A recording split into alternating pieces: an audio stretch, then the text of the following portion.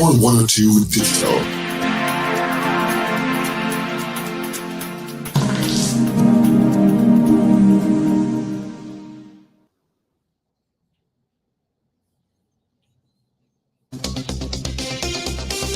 It is Friday, the 6th of December, 2024. Good morning, Trinidad and Tobago. This is news to 6 a.m. on News Power Digital. Finance Minister Colin Emery revealed yesterday that government is paying more than expected for the new A&R Robinson International Airport in Tobago. But he said it's nowhere near the $500 million the leader of the opposition, Cameron Prasad-Bissessar, is alleging. Rather, it's only $2.5 million, or TT $16.9 million. Speaking at the post-cabinet media briefing at Whitehall in Port of Spain yesterday, Emery said Prasad-Bissessar's comment on the projects hinged on 3 points: a cost overrun of TT $462 million, multiple instances of failure to meet specifications and building codes on the superstructure, and extensive delays.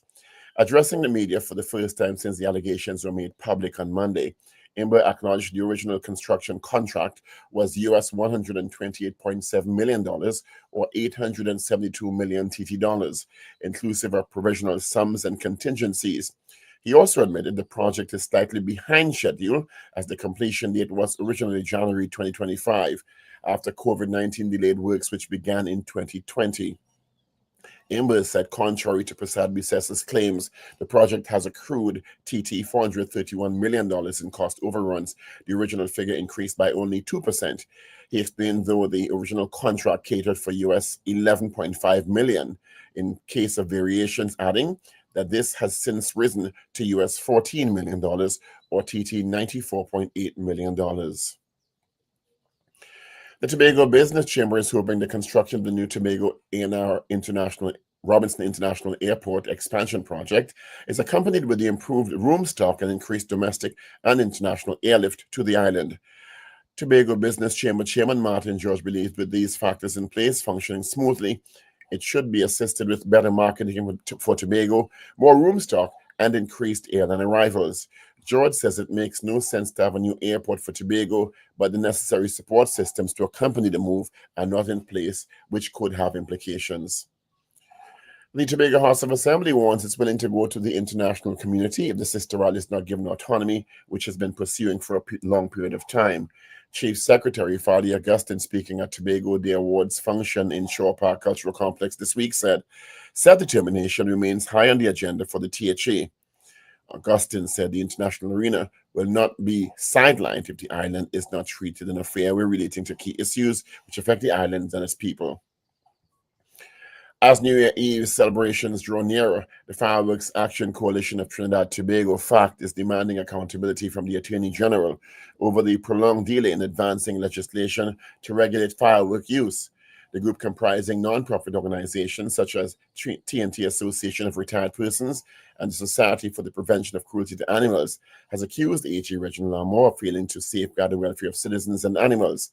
It has issued a firm 15-day deadline for a public explanation and decisive action on this long-promised reform. The group said, quote, "The matter has been under your responsibility for over 2 years now, and despite promises you made, you failed to deliver." The group described Lamour's inaction as a dereliction of duty and undermines public trust in his office. A businessman is ambushed and shot dead at approximately 11 p.m. on Thursday. Christopher Raj Bali, owner of Top Dog Pet Shop, was shot dead in his Range Rover at V's Casino car park on the Old Southland Mall in San Fernando. Reports indicate upon exiting the compound of the casino, Raj Bali's Range Rover was blocked by a white Toyota Aqua. The occupants exited the vehicle and opened fire on Christopher Mbali in the car before fleeing the scene. Police are investigating the murder. As several trade unions mobilized to march outside Whitehall today, a union rep says workers have had enough. Risa Ramlogan Joda, second vice president of the Oilfield Workers Trade Union, which represents Trinidad Tobago electricity workers, says the country is in crisis. The trade union referenced Cabinet's recent acceptance of the Salary Review Commission's salary increase recommendation for high public officials, saying, quote, "The reason for Saturday's march is to highlight the fact that there is a country in crisis. Even in the midst of the crisis, there are some persons of the belief that there are still some benefiting more than others in the country. and it's about being fair and about being just. Noting the Prime Minister would have made a statement that it's not about fairness, she said, "We are the people of Trinidad and Tobago, we are the workers, and we are at a place where we've had enough and it's time for our voices to be heard."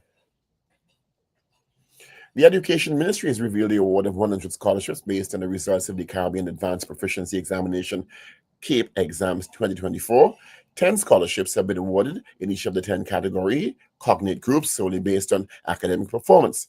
For the academic year 2023-24, the Government of the Republic of Trinidad and Tobago has awarded 38 open and 62 additional scholarships. Of the 100 scholarships, 55 were awarded to female students, while 45% were awarded to male students. Barbadian civil engineer Daniel Best is the new president of the Caribbean Development Bank. The Board of Governors of the Caribbean Development Bank announced the results of its election earlier this week. As president, Mr. Best will oversee the bank's strategic direction, focusing on its core mandate to reduce poverty and inequality while fostering inclusiveness and sustainable growth. And finally, French President Emmanuel Macron says he will announce the country's next prime minister in the coming days after Prime Minister Michel Barnier resigned. In an address to the nation, Macron rejected calls to stand down, saying he will remain president until the end of his mandate. It comes after Barnier has lost a no confidence vote on Wednesday, 90 days after becoming prime minister. Macron has asked him to stay on in a caretaker capacity while his successor is chosen and appointed. And that is news to 6 a.m. right here on News Power Digital. We'll have major news coming your way at 7 a.m. Good morning.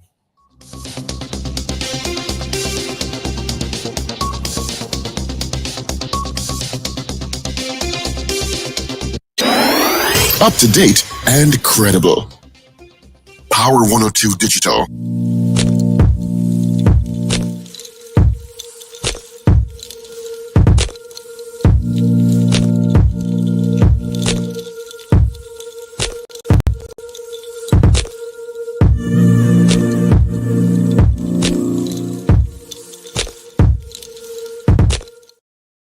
Good morning, neighbors. Yep. It is Friday, the 6th day of December. Thank you so much for joining us on the Power Breakfast Show on Power 102 Digital Fullcasting this morning.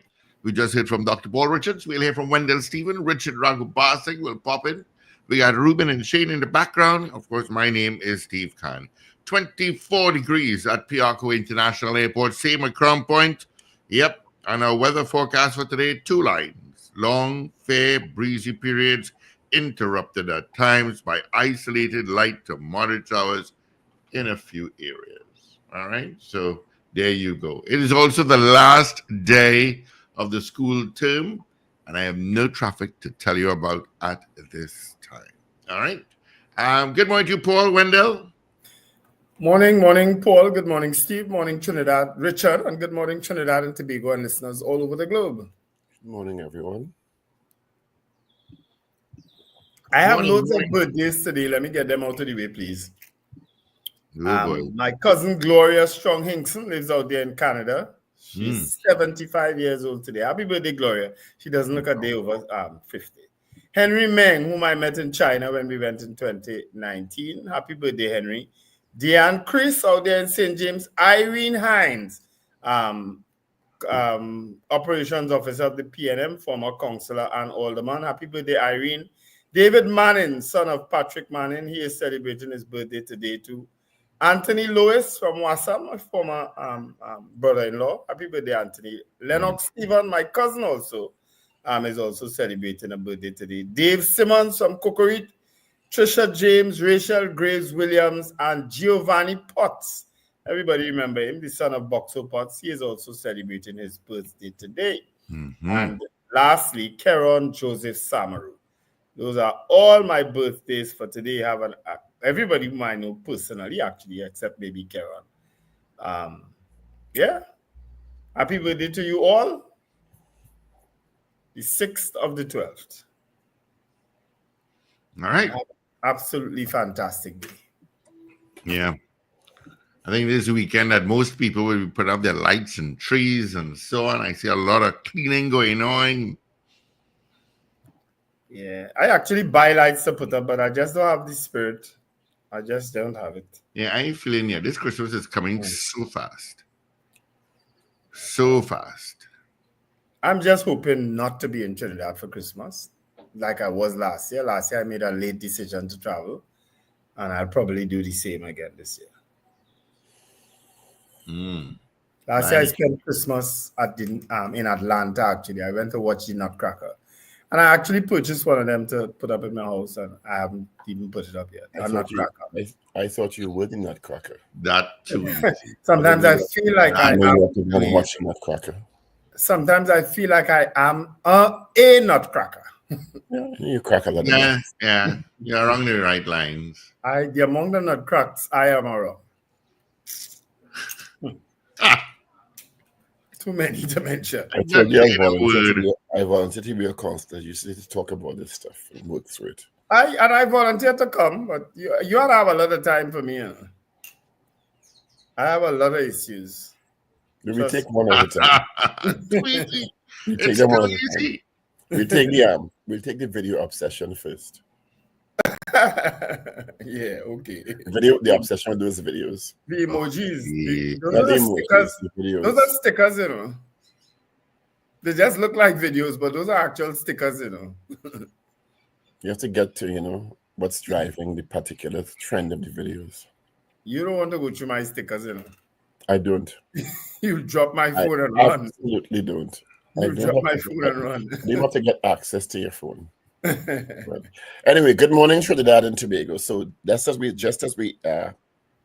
suggested yesterday, and no surprise, there was a post-cabinet press briefing yesterday, which featured the Minister of Finance, who indicated that contrary to the reports from the leader of the opposition, there is a cost overrun with the ANR Robinson International Airport, but it's in the vicinity of US 2.5 million or TT 16.9 million, rather than the $500 million as is being suggested by the leader of the opposition.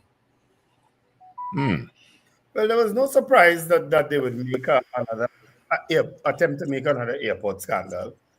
That was clearly a political play down the end there. As I said yesterday, they could avoid a lot of these things if they are proactive with their communication. True. Because the airport is like 3.5 months from being completed, and about March, April, May, June, July. 7 months from being active, going live, according to the minister's report yesterday. It's supposed to go live, be tested, and go live by July of next year. Yeah. Right? Which gives me an indication as to where the election may be. It's an impressive, well, I think it's probably the biggest project Dr. Rowley's administration had taken on. Yes, probably. Yes. That and the hospital block in Port of Spain. You agree with that? Yes. So those two projects more than likely will be delivered before the election next year. Because they have to have the fanfare and the tralala, right? So one of the clearer indications is the EBC report that is due to go to Parliament. Is it today? With the boundary changes, they have recommended a few name changes too. I think 16 constituencies name changes will come, and also boundary changes. Which will no doubt invite the ire of some. Well, it requires a simple majority. And potential, well, even though the simple majorities can still be taken to court. Okay? Anything in Parliament, they have several things in Parliament that have gone to the Privy Council already. But I don't know that EBC reports, whilst they have, how I should put it, encouraged a debate in the past. I don't think anybody has ever gone the distance of taking any changes. And then these are different times. True, I guess. Okay. So. Anyway, so he said that, and that COVID delays, just like we said yesterday, I was saying that if they had, because the end of the project is so close, if they had, for example, if last week when the Prime Minister held his post-cabinet, right, he said, let me give you a report on the airport project as it stands, right? The airport was started in 2020. It was projected to cost X amount. we've had 2.5 million US cost overruns, so it will cost us 16.9 million TT dollars more. It is delayed by X amount of months. The contingencies and X and Y were built into the whole project. The NITCO decided that they wanted an international consultant as the project continued, because they want those international standards, which is confusing to me, to be very honest. I heard that yesterday, that they one contract ended, they didn't renew it, and then they opted for an international consultant because the reason given was that we didn't have the local expertise. Yeah. We didn't know we didn't have the local expertise when we started. We didn't know that. So that was confusing to me. That was a red, and I'm surprised no reporter picked it up. You know, that, well, you're entering into a project of this magnitude, and NITCO is the agency that's doing it. The Ministry of Finance is financing it, right? And a contract, it was alleged that a contract was stopped because they didn't want to rubber stamp certain things. The minister clarified that never happened. The contract ended, and they didn't renew it. Of course, John Haynes had to literally drag it out to the minister, which is another issue I have. Why it seems like you have to drag information out of people. You understand? And but it's common bulletin, you know. Well, yeah, but I mean that's not in keeping with transparency and accountability. You shouldn't have to drag information out because it's going to come out anyway. It's a public contract. You understand? At some point, information, whether it's now, next month, 6 months, 6 years, 16 years from now, it will come out. Yeah. So I didn't find that Minister Wendell was being cooperative with the reporters. You know? And so he sought to clarify a number of erroneous information that had been put in the public domain, you know, about the contract and getting the international consultant and the actual cost overrun and what is variations are built in to those types of contracts, because you could have several different things happening, including weather, force majeure, you understand, cost increases, labor issues. So a lot of those things are built in. Those variations are built in. So he said the original construction contract sum was US 128.7 million, which has been exceeded by US 2.5 million, or 2%. He said attributing this to two variations stemming from enhancements to the ICT and ELV components of the project. I don't know what ELV means. Global increases in the cost of airport equipment and construction. Didn't we say that yesterday, Steve? And shipping costs attributable to the COVID-19, all reasonable. You understand? Because material, they ain't making that material in Tobago and Trinidad. No. You have to buy it and ship it in, and cost of material can go up globally. And it did. And it did. So those are reasonable explanations. He said it's 91% complete, and construction, testing, and handover is on schedule. And the Airports Authority can commence operational fit-out, training, and readiness support to go live by July 2025. So, yeah. But the building is impressive. I found so. It looks impressive. That's nice. It's an extremely attractive behavior. All right. Thank you, Daniel. ELV is electrical low voltage system. Thank you, Daniel. Daniel is an engineer. So, you know, and if they are proactive in coming to the population and saying this is the situation, you will be able to minimize, if not eliminate, a lot of misinformation that's put out there. But Dean Allen, I think that's Dean Allen, the Allen Projects, he is saying that the airport aesthetics, that Tobago airport aesthetics is off. It does not fit the character of Tobago. I'm not sure what you mean by that, Dean. I saw that post yesterday also, and people will always find things to nitpick about. But I'm trying to figure out what does he mean by that. He probably means there should be more of a cultural alignment with what he believes Tobago represents. This is what I got from it yesterday when I saw the post, which I ignored. Okay. Somebody always has airports all over the world now, they're taking on a different look, you know. They're taking on almost like a international mall look, you know. They're not, and several of the airports I've been to are not environment intrusive. No. they kind of built into melt into the environment and not be concrete, glass, and steel. You know. Yeah. Mm-hmm. We'll see. Anyway, we got the update that our question yesterday suggested. You know, what is the question yesterday, Steve? The question yesterday. Let me just pull it Right. up. It was should the government clear the air on allegations of cost overruns at the new Tobago airport terminal? Yeah, And that the was government And they did. did do that yesterday. I still believe that they should have done that way before as a matter of accountability and process. But governments are not known to do that in this country, unfortunately. Almost had to drag information out of them or send back and let it break out before they come out. Before they come out and say something. A really tragic, which clearly is a hit, took place last night. While the police saw that video. A general reduction in crime. A businessman was ambushed and shot dead at approximately 11 p.m. on Thursday. He's been identified as Christopher Rajbali, the owner of Top Dog Pet Shop, and he was leaving a casino at the old Southland Mall when clearly the assailants were waiting for him.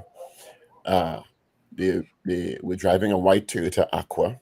I have the numbers of his vehicle and the vehicle here from the report. The occupants exited the vehicle and opened fire. You should see the weapons.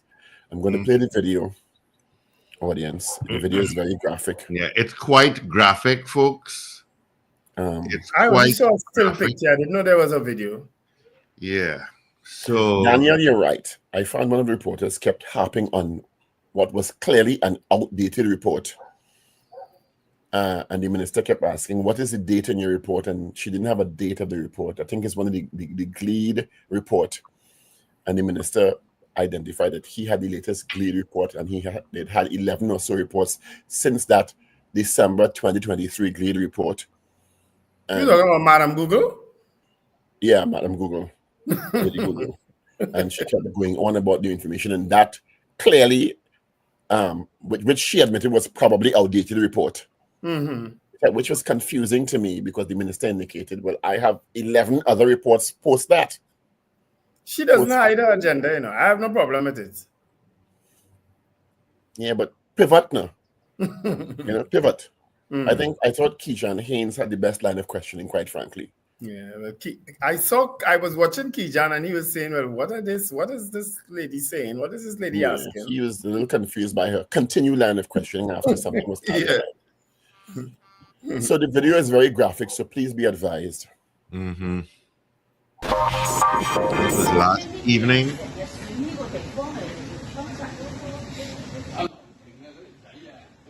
For some reason, the video had Chinese language on it. I don't understand that. Was it from a Chinese probably store? from a Chinese casino. It had a lot of Chinese language in it. I'm saying, and so I was confused for a little while. So, I mean, look at this. What kind of weapon is that?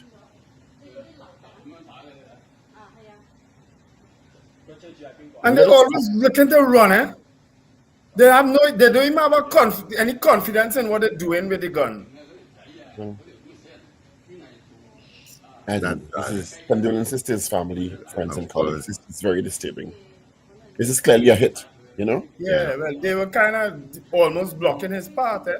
Well, they did. He couldn't come out. Well, I think you're going to shock, you know. I don't think anybody's expecting that. Is the passenger door of the guy's car opening also? Yeah, and that was odd to me too. If there was another occupant in the car, if he reached across to try to get out from that side. Yeah. I didn't see this video before.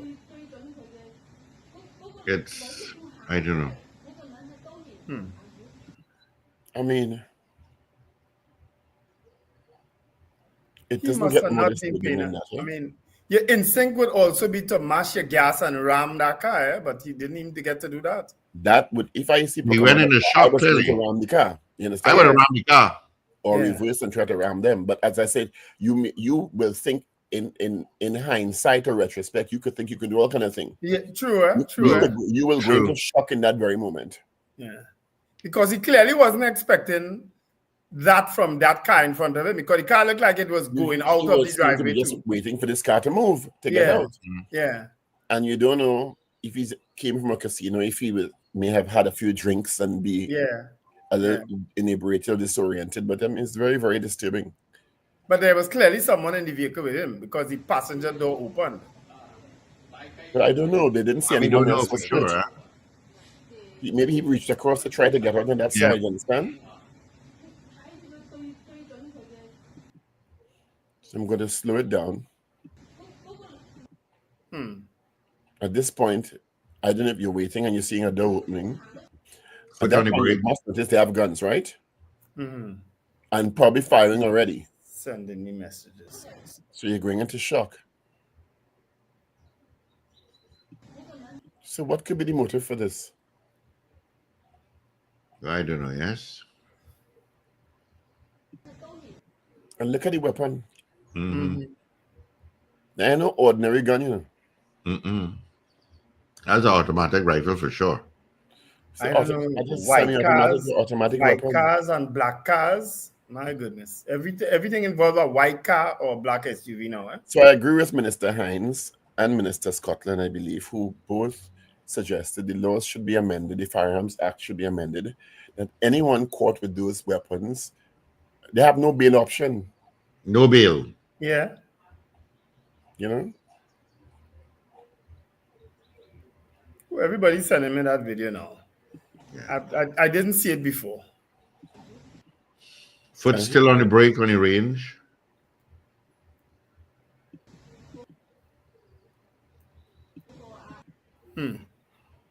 And the other one shooting behind this one, he didn't care if he shoot him. Sure. You realize that? Yeah. He didn't care if he shoot his accomplice. He shooting from behind, from a long distance. He looks like he has a rifle. That person went right up to the car and pointing it downwards into the car. It was clearly they intended that he not be alive after. Look, the passenger door opening while he's shooting. Downwards. Right. If you notice, the passenger is open. His foot is off the brake. So he may have reached across. You understand?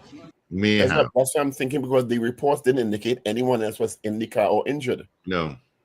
And with that level bullet, I don't know that even if somebody in the passenger seat would not get shot too.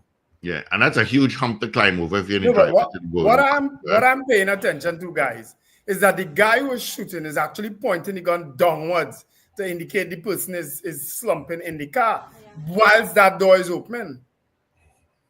You understand? Mm-hmm. And of course, condolences to his family. He's probably, he's incapacitated and or dying or dead. And the car is still moving while the door over there is open. Well, yeah, because his foot is off the brake. His foot is off the brake at this point because he's clearly been shot and hurt and or dying. You understand? I suspect someone was in that car too.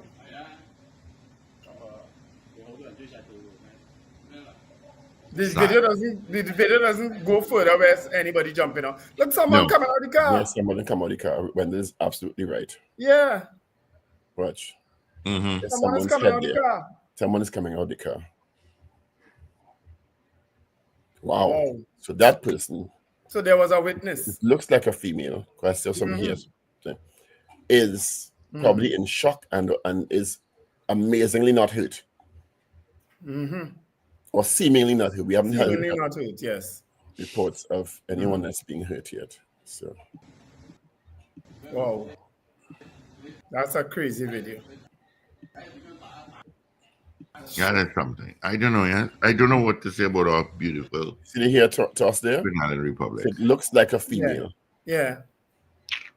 If you know, we have to stereotype a bit. There was another video. I don't know if you guys saw it, with the fireman falling out the fire truck. Yeah.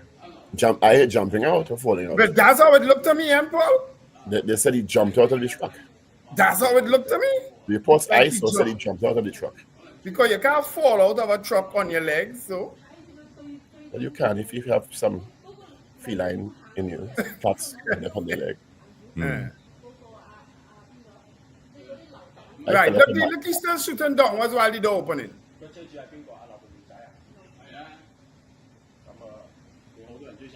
Yeah, someone else was in that car.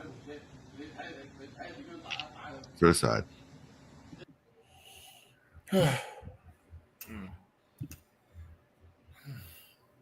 Unfortunate. Ivan. Several trade unions mobilized outside Whitehall tomorrow. Yeah. They say people are fed up and the country is in crisis. I see Leroy Batiste also. I saw that video this morning, getting a tongue lashing from the people in Tobago. From someone in Tobago, I think. I Well, saw that. I know Leroy. I went to school with Leroy. Eh? I think Leroy is making some novice union head mistakes.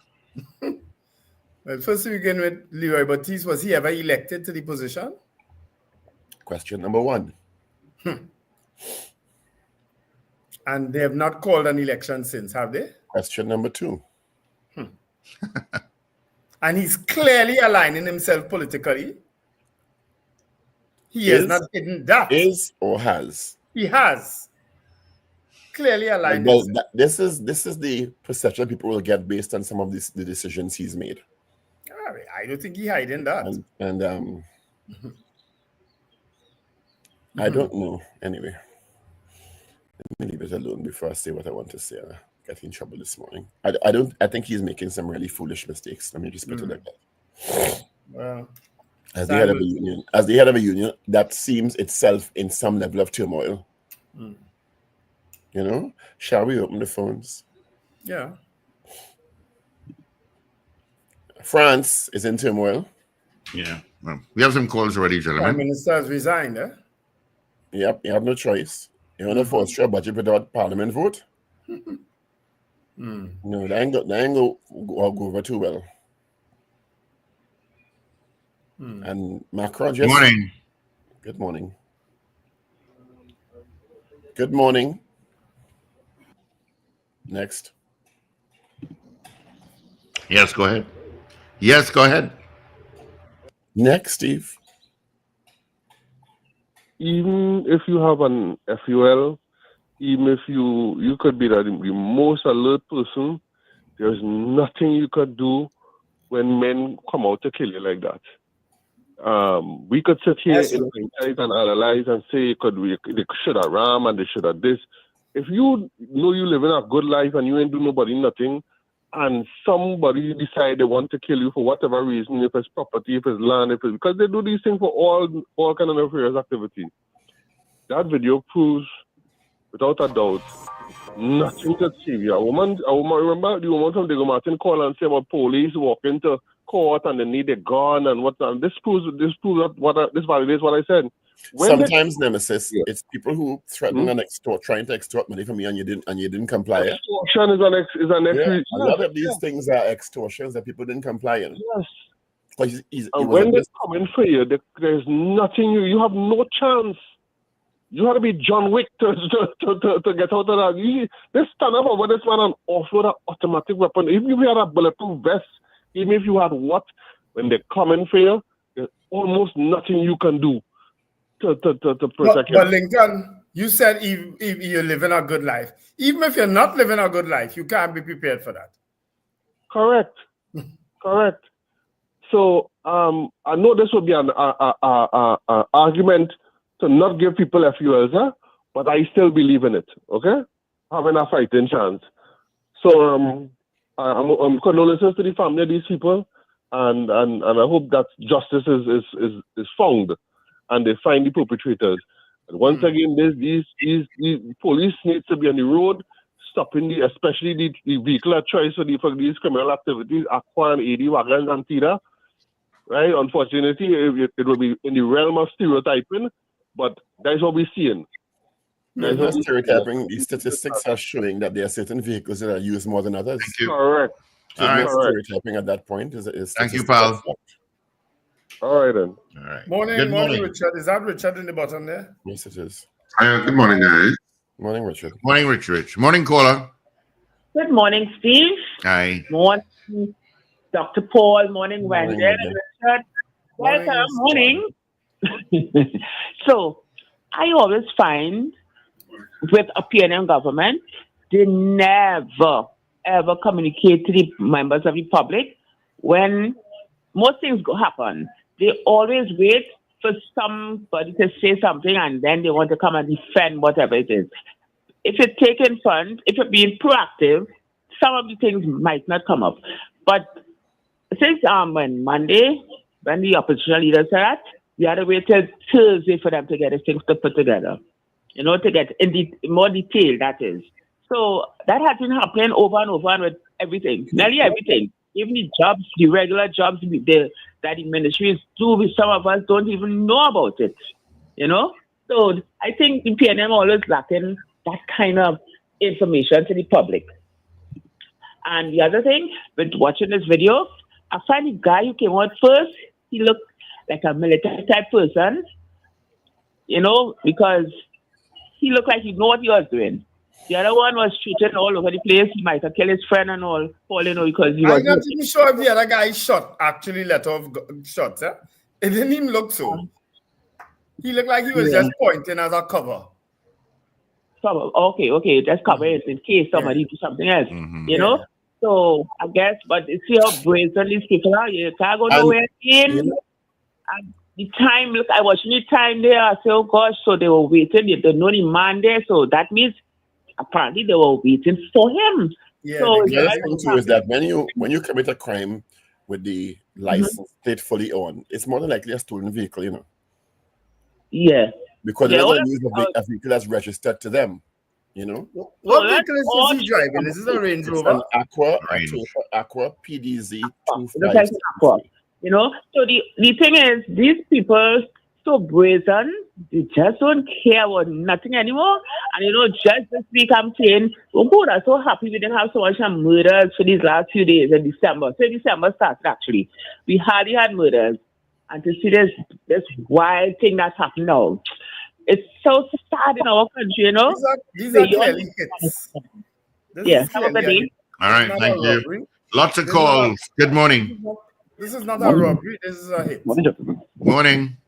Yeah, after reviewing that video there, I of the belief that possibly the person was in shock, in terms of reacting, But I think persons have to be a little more aware of our surroundings, especially if it is that you observe certain behavior of persons that form a question, especially in light of what's going on these days, right? And maybe that communication from the police department in terms of to be regulated, in terms of informing the public of what to be take notice of and what action should be taken if put in these positions. Right? Secondly, I know that people are saying about the response of government, but if I could recall in the past certain projects that were the public were informed, especially from the Minister of Works, as to keeping them abreast as of course overruns and most of that was completed under budget, and that has been communicated. And I think people tend to forget those things too. So it's kind of incorrect to say that the government has not been informed persons that we tend to be a little more reactive than proactive, right? That's not entirely so. And when it is that this issue with the opposition leader was raised, I recall on the Prime Minister page that he did respond to her in that aspect. But obviously, you have to be process being put forward for the cabinet meet and as an official press conference come forth. But the Prime Minister did respond to her immediately after. Right? Okay. It wasn't lost to me that you said we react. Good morning. Good morning, gentlemen. Morning. I would like them to find the lady who was in the car with that gentleman, if it's his girlfriend, if it's his wife, or somebody might have, find that person. If they could find her, to say probably exactly what took place. Well, I'm sure that, that would have happened. It's sadder, but at the same time, see if they could get on to that lady. Okay? You all have a blessed weekend and take care. All right. But when this, I mean, I didn't know of this incident. Where this incident occurred, actually. Southland Mall, 11 p.m. on Thursday. He was said to be leaving a casino, the V's Casino car park, an old Southland Mall in San Fernando. Okay. And this happened last night? Yeah. 11 o'clock. His name is Christopher Rajbali. He's the owner of a pet shop. Top Dog Pet Shop. Yeah. Good morning. Yes, good morning. Hi. I'm not sure what is up. I'm trying to get onto the program on my iPad and stuff, but I got on and every time I start back, it going back to the original news and that kind of stuff. Since where they advertise the Bahamian, I wanted to say something, so I'm not sure if I'm into the right slot. That you're live now. All right, but what I wanted to say is that Mr. Lincoln, the guy that they call Lincoln, I think they used to call him Nemesis. Nemesis, right? He was talking something about snails, and I sent a video there to you all so you could show it, showing where you could use 2 cloves of garlic, chili pepper, and 30 grams of salt, and you soak it for 6 hours. You're seasoning the snail. For snail. The snail. Because he was saying he was having problems with the snails, and he was using he wasn't getting any chemical, and he had to buy certain chemical. But this is a remedy I bounce up on YouTube with 2 cloves of garlic, chili pepper, and 30 grams of salt, and you soak it for 6 hours, and then you add 30 liters of water, and you could spray with that. I sent a WhatsApp yesterday with that to you, Steve. I sent a WhatsApp yesterday with the thing. I don't know if you could show it or whatever you could do. I hope you listening, because I know people having a real problem with that snails. Yeah, boy, abandoned now. Yes, I don't know if you could try that. If you could show all right, that. Thank you. Okay. All righty. Good morning. Good morning. Good morning, guys. Morning. Morning. I want to commend the police officers in Tobago for a job well done in intercepting that amount of cocaine and drugs and guns and marijuana. You all go to the head of the class. Keep up the good work. And people beware. I have somebody I know got robbed in Price Mart's car park on Ryson Road. So be careful. It's happening. The pace is intensifying. Christmas coming, all inclusive just now. So you all beware. But robbed of what? Because I think robbed of what, Mr. Gamati? What you say? When you say robbed, the car was taken from them, or they were robbed? Going to the car was a quick snatch, handbag snatch, take off, jumping vehicle, but you know, I remember when I sold my B14 to a young lady down here in Diego Martin, and she left her job 5:30. She left her job about 5, went to Price Mart. That was 5 years ago, and parked her car, bought her groceries, and when she was going back out to the car, she's not seeing the car, so she said, wait, is this here parked? So she just keep going looking for the car, no car. And she had to let them know that her car is gone. And when they run the video, well, they run the tape. Well, they don't run it unless you go and report it to St. James. I think Officer Swamber, he is very good in that vehicle. And they run the tape, and they saw where the guys, as she walked in to the Price Mart supermarket, a car drove in, parked next to her, person jumped out, opened the door, well, must be a master key, jumped in and drove off, and they saw the car going all the way up the Beatum. They lost vision when it reached Barataria by Maritime. But Officer Swamber got it back for her up St. Joseph Hill. Boy, that, you know what they did? They took off her number plate and put on a number plate with just PBL 39, and that was it. Yeah. This and number they plate found thing, it. this So, license plate thing that you could buy at every yes, corner I is mean, I think they have boggles to my stop. mind. The government have to do like Mia Motley of Barbados. Stop these places. Now people go say, "Ah, you're taking money out of our people's mouth."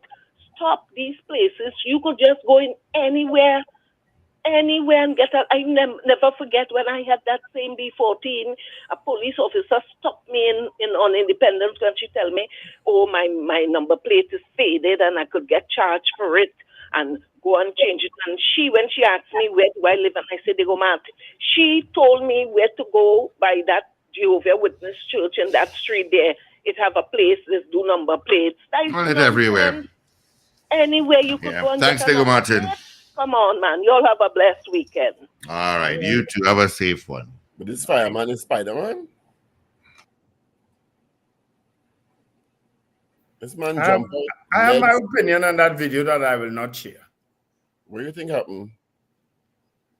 I have an opinion that I will not share. He fall out or he jump out? You're falling out on your legs.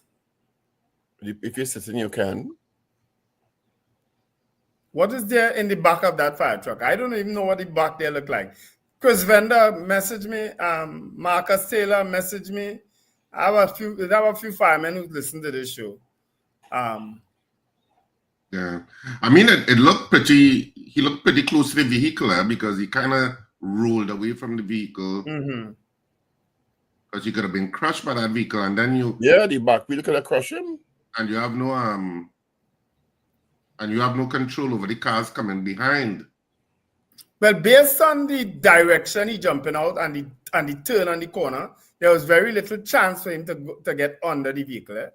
If you know what I mean, he would have been going away from the vehicle at all times, which is what eventually happened. If you look, because the vehicle turning and he is rolling that way, there was little chance of him getting under the vehicle. Well, based on my assumption, that is.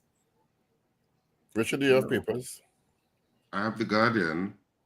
Okay.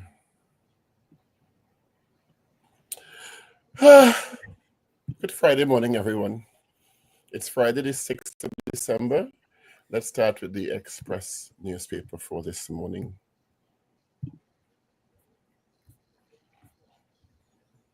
Well, start, huh? But I have to bring up the page, eh? Yeah, I thought you ready. You're chatting already. You're not ready. You go ahead with the Guardian. Gotta make sure you aim, you know. All right. Express front page. Ready to march. Several trade unions mobilized to march outside Whitehall tomorrow. A union rep says workers have had enough. So says Risa Ramlogan-Judah, second vice president of the OWTU. Ministry sought $261.1 million for airport. Cabinet had purportedly approved a note submitted to it by Finance Minister for approvals for money to the tune of $261.1 million for increased costs associated. Mohammed, top key performer in country. President's Medal for Alicia Dipchan. Congratulations to all the scholarship winners. Imber denies opposition claim, says cost overrun only $2.5 million for the Tobago airport. Businessman Chris Rajbali slain in his Range Rover. Pick me. Former mayor wants to represent Lebre. And 2 sick leave for fallen fire. 2 days sick leave for fallen fire officer. Let me just go into the story to see what this story is saying. The vehicle swung open, they say. He landed on his feet on the road. It occurred near the Superior Public Market. The vice president of the TNT Fire Services Association, Ishmael Noel, said faulty equipment and vehicles pose a threat of different levels of risk to the job associated with many occupational hazards. So is it that they're suggesting he fell out because the door fly open on him? Is that what they're suggesting? Well, the fireman who responded already, he said this is not the first time this has happened and it won't be the last. He said one of his bats broke his leg in 2 places in January 2006. All the appliances of the Benz brand have that problem. So it's a brand problem, apparently. Well, if they could buy wooden fire ladders for a fire service, they could buy faulty appliances. I want to know what the back there, if officers are sitting, if they are sitting or standing, I'm not sure. Richard, would you care to go ahead? So the Trinidad and Tobago Guardian for today, and of course today is Friday, December 6th, 2024, and the main headline on the Trinidad and Tobago Guardian, calm clears air. Minister admits to overruns on Tobago Airport project, but says figure is only 16.9 million TT dollars. Man gets 17 years for raping daughter. That's on the front page too. And then the main picture is that of the scholarship winners. So in this composite image, President's Gold Medal winner Alicia Dipchan, second from left, celebrates with friends, open scholarship winner Chelsea Maria Scope left, and Shemesh Nelson, while Teddy Mohammed Jr. right gives a thumbs up after learning he won the President's Gold Medal for his KEEP exams performance. Government awarded scholarships to 100 students overall. So all of that is on the front page of the Trinidad and Tobago Guardian this morning. And on the back page, Barclay calls for Windies breakup. Caribbean nations to play cricket independently. So Barclay calls for Windies breakup. Caribbean nations to play cricket independently. Who's saying that? Barclay. Who Barclay? Well, all the cricket people are supposed to know that. That's not a cricket name. Barclay is not a cricket name. Intercall champ, I could go into the article if you want a little bit. No, please. I saw it on President of Cricket West Indies, Dr. Kishore Shallow, former ICC chairman Greg Barclay. The former ICC chairman Greg Barclay. So the Caribbean's cricket leaders have all dismissed the suggestion by outgoing chairman of the International Cricket Council, Greg Barclay, that the West Indies should be dismantled from being one entity and the countries play as separate nations. He also suggested that the ICC should also abolish its full member status. What? Barclay's comments were swiftly rejected by Conde Riley, the Barbados Cricket Association president, as madness, and he suggested the individual territories put measures in place to improve cricket in the region. Cricket West Indies President Dr. Kishore Shallow said it is unfortunate. He said, we, West Indies, have a rich history, a rich legacy that is almost unmatched in international cricket, and the contribution that the West Indies has made to global cricket is there in record to show.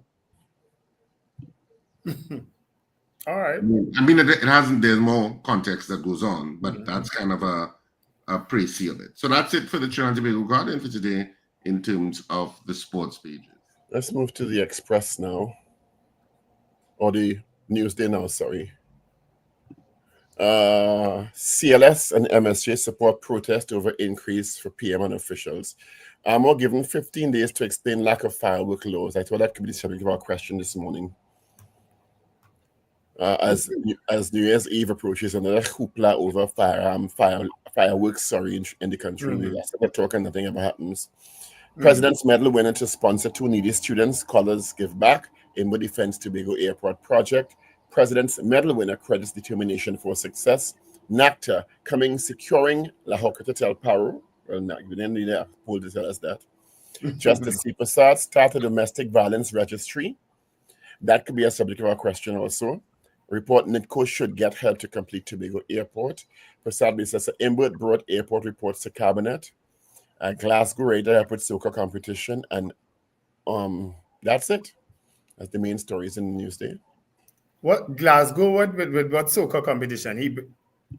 Moving on. That's Randy Glasgow. Yeah. You want to bring back Soca Monarch?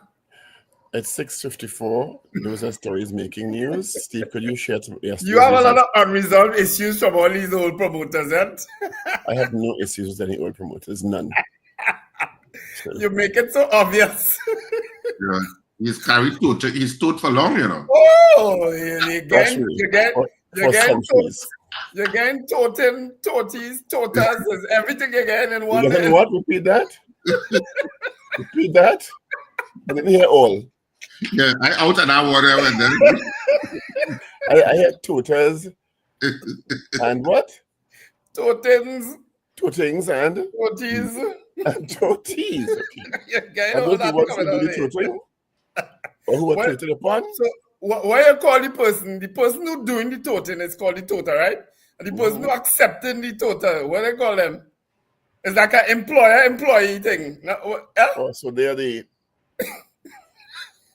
receivers of the Yeah, the total. results, yes. He tried to say it.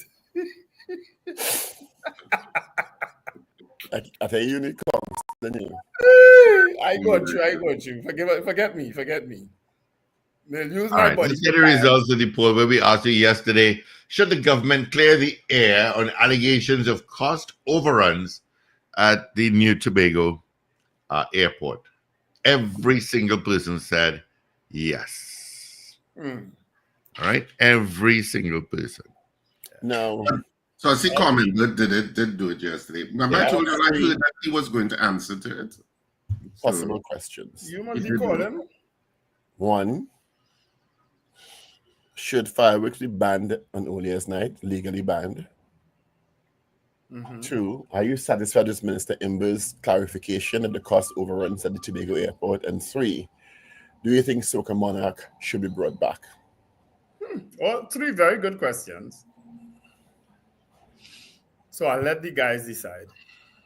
Maybe the fireworks question could come later, and even the Soca Monarch. So we could probably go with the if we're satisfied with Minister Imber. Yeah. In as much as it follows yesterday's poll. Yeah, it's kind of. See, I had 3 full polls ready for you this morning. Well, clearly. All right, let's go to it. A lot of toots. All right. So that's it. That's our poll. It's up on the screen. Give us a call. 222-8255. Toll free. North Americans 866-525-1099. WhatsApp 318-1021. Are you satisfied with Minister Imber's clarification of the cost overruns at the Tobago Airport project? Yes or no? All right. Yes or no? And the Minister of Finance did confirm that he is submitting his name to go back up for Digger Martin East. Is Digger Martin East? Northeast. I heard him say that, and I just say, my God.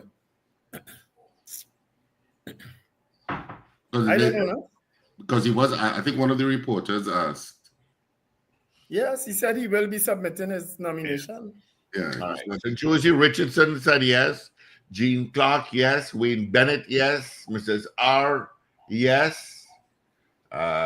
John Cato, yes. Captain Ron, yes. In New Jersey. Cascade St. Anne's, yes. Rennie Devine, strong. No. Lester, okay. David Wares, who's celebrating his anniversary Wendell. in Tobago, yes. You know, these questions basically ask you who you're voting for. In a kind of way. In a kind of way. I don't agree. I mean, I think it's a legitimate question. I'm being sarcastic and... Well, it didn't come across that way, so you need to work on that. But I'm clarifying. The man want to teach you how to come across. Clarifying. You want to tell me how to come across now? I just say you need to work on that. Thank you for your clarification. Richard, how would you have asked it? Can I get some votes? Yes, sorry, go ahead, Steve. Cheryl Ann, the other half of David Wares, also says yes. Cheryl Henry, yes. Gregory Bauer, yes. Boyer. I thought David Wares said no. Second? I thought David Wares said no. No, he said yes. It's better half. Oh, okay.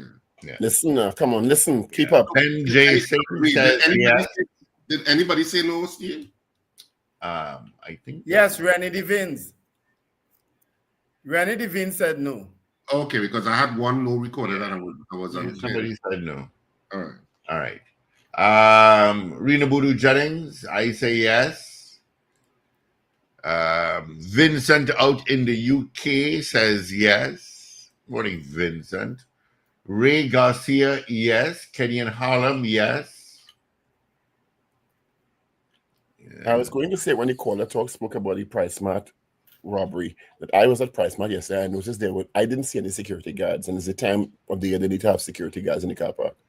But you can't possibly make a speedy exit from that car park either, you know. It's not possible, you know. Wendell, since when bandits make speedy exits? Right, we have calls, gentlemen, so let's grab them. Good morning. Good morning, gentlemen. Sammy Grandi, no. Thank you. Good morning. Good Good morning. Good morning. Good morning, Steve, Richard, Wendell, and the main total the police. Yes or no? Yes. Thank you. You must. Good morning. Good morning. Good morning, gentlemen. How are you doing? Good. Yes or no?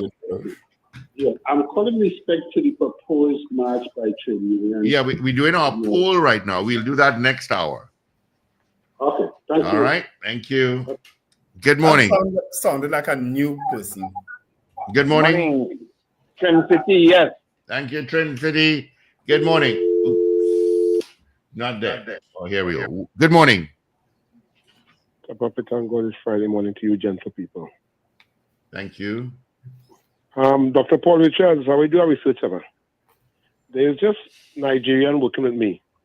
He said that the African giant snail is a delicacy and it tastes and it carries more protein than fish and chicken. So we have something here we're getting rid of, and it is a big dish in Nigeria. The other thing he told us. I see that story and I don't believe it. Eh? I don't believe it either. Just now, wait. I gotta run to news. We're doing a poll. The next thing is Dashin Bush. Yeah, can you call back next hour? We are trying to end up our poll to end the news. All right, thanks. All right, quickly. Richard P. Knight says yes. Michael Robinson, yes. Dave Gosign, yes. Julia S. Batiste, yes. All right, let's run into our main news. Evie is in. This is your news bulletin from Power 102 Digital.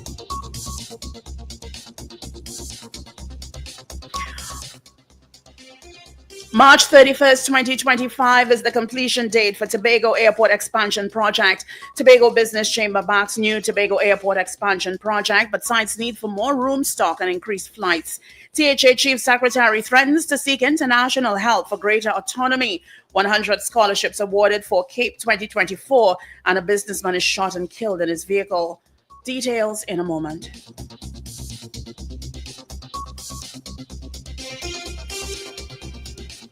This is News 2, 7 o'clock on Power 102 Digital. I'm Avril Senthil-Bab. Good morning. Government has revealed that March 31st, 2025 is the completion date for the Tobago Airport Expansion Project. It says there is no cost overrun of $462 million as stated by the opposition leader. However, it confirms there has been a cost overrun of $2.5 million due to issues related to COVID-19. Finance Minister Com Imbert provided the update on the project, which is estimated to cost taxpayers US $128.7 million at the weekly post-cabinet news briefing. The original construction contract sum of US $128.7 million has been exceeded by US $2.5 million, or 2%, as a result of variations arising from enhancements to the IC and ELV. ELV is low voltage components of the project, worldwide increases in the cost of airport and equipment and construction materials in the aftermath of the COVID-19 pandemic, and claims for delays arising from the COVID-19 pandemic, among other things. It was revealed there are two consultant firms which continue to provide the government with information on the progress of the venue or venture. The project is 91% complete, and the minister assured the public that international specifications and building codes are being adhered to. The employer is the National Infrastructure Development Company Limited, while the contractor is China Railway Construction Caribbean Company Limited. The contract was signed on January 28, 2020. Project involves the following works: new state-of-the-art terminal building capable of handling 3 million passengers per year, associated airside infrastructure, including a new and expanded apron and taxiway, aircraft parking and fencing, associated landside infrastructure, including new internal roads and car parking, and outfitting of the new terminal building, including acquisition of new specialized airport equipment. The Tobago Business Chamber is hoping the construction of the new Tobago A&R Robinson International Airport expansion project is accompanied with improved room stock and increased domestic and international airlift to the sister isle. Tobago Business Chamber Chairman Martin George believes with these factors in place and functioning smoothly, it should be assisted with better marketing of Tobago. George said it makes no sense to have a new airport for Tobago, but the necessary support systems to accompany this move are not in place, which could have some serious implications. You basically let it be demand driven. So in other words, your airport has to be so busy, so bustling, so bursting at the seams, so choked into capacity that you realize, hey, listen, wow, now we need to expand this. We need to build a bigger airport. And you then, do the airport to cater for what you anticipate to be your increased demand. He made it clear he's not opposed to the project, but wants all to be done to ensure demand remains high and attract increased activity in terms of tourist arrivals for the year. Now created this massive new airport with, I'm told, a really phenomenal capacity. I saw one study quoted possibly like up to 3 million passengers per year. That's way more than Piaco does. And when you look up the Caribbean in terms of tourist numbers, I'm not sure we have anybody who really does 3 million tourist arrivals per year. It's nice to have it. And of course, it's necessary if you do have the capacity and the room stock. The Tobago House of Assembly warns it is willing to go to the international community if the sister isle is not given autonomy, which it has been pursuing for a long period of time. Chief Secretary Farley Augustine, speaking at Tobago Day Awards function at the Shore Park Cultural Complex this week, said self-determination remains high on the agenda of the THA and all will be done to ensure this is achieved. Augustine said the international arena will not be sidelined if the island is not treated in a fair way relating to key issues which affects the island and its people. We are prepared to engage you in this, our fight for the right to self-determination in accordance with the Universal Declaration of Human Rights, the International Covenant on Civil and Political Rights, and the International Covenant on Economic, Social, and Cultural Rights. He admits the struggle for self-governance for Tobago has been a long and hard one, and staying focused must be the way to go to address this issue. Any island, any people, any nation, no matter how small, should never be deprived of its right to seek this self-determination for such a long time. As several trade unions mobilized to march outside White House today, a union representative says workers have had enough. The Oilfield Workers Trade Union maintains while it is not opposed to the use of contract labor, the increased use of contract labor by the Trinidad and Tobago Electricity Commission is a point of concern. Second Vice President of the OWTU, Risa Ramlogan Joda, alleges there have been instances where the use of contract labor has resulted in substandard work. She cited the need for greater review of how the situation is handled and better regularization of the process and practice. The trade unionist claims the matter has been raised in the past with the management. The points were made during an interview on the Hard Talk program yesterday. When we sat across the table and we asked the company, let us discuss how much money was spent on the parallel workforce for a particular period. This is the recognized majority union, and the company is refusing to give that information to the union. That in itself speaks volumes. What we would have had to do is we would have resorted to utilizing the freedom of information, because this does not sit well with the workers in the organization. Ozzy Warwick of the OWTU will be a guest on the Power Breakfast program after the news. The Ministry of Education announced the award of 100 scholarships based on the results of the Caribbean Advanced Proficiency Examinations 2024. 10 scholarships have been awarded in each of the 10 cognate groups solely based on academic performance. For academic year 2023 to 2024, the government of the Republic of Trinidad and Tobago awarded 38 open and 62 additional scholarships. Of the 100 scholarships, 55% were awarded to female students, while 45% were awarded to male students. The Ministry of Education is pleased to further announce the 2 Cape President's Medal awardees for 2023-2024, Teddy Mohammed of Hillview College and Alicia Dipchan of St. Joseph's Convent, San Fernando. Teddy Mohammed is the top performing student in environmental studies, information and communication technology, mathematics and natural sciences, while Alicia Dipchan is the top performing student in business studies, creative and performing studies, general studies, language studies, modern studies and humanities, and technical studies. You are listening to news on Power 102 Digital to 7 o'clock.